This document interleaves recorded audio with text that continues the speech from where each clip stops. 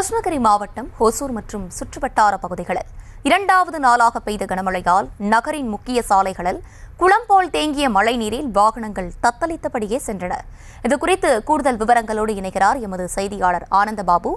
ஆனந்தபாபு, வணக்கம். வாகன ஓட்டிகள் இதனால எந்த அளவுக்கு பாதிப்புக்குள்ளாகி இருக்கிறார்கள்? மழைநீரை அகற்றும் பணிகள் ஏதேனும் நடைபெற்று வருகிறதா? முழு விவரங்கள்.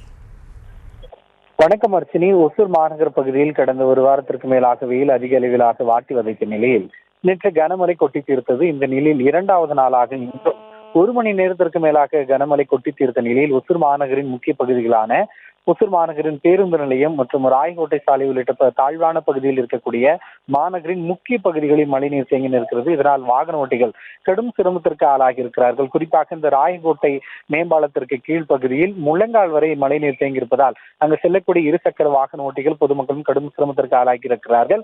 ஒசூர் மாநகர பகுதியில் மழை பெய்கிற பொழுது தாழ்வான பகுதிகளில் மழைநீர் தேங்கி பொதுமக்கள் அவதிக்குள்ளாவது நாளுக்கு நாள் தொடர்ந்து வரும் நிலையில் தற்போது வரை மழைநீர் வெளியேற்றும் பணி தொடங்கப்படவில்லை. தொடர்ந்து சாரல் மழை பெய்து வருகிறது. மழை முழுமையாக நின்ற பிறகு மாநகராட்சி அதிகாரிகள் அதற்கான பணிகளில் ஈடுபட இருக்கிறார்கள்.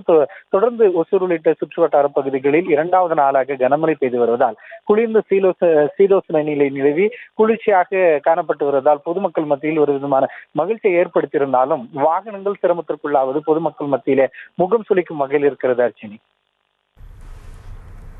விவரங்களை வழங்கியமைக்கு நன்றி ஆனந்தபாபு.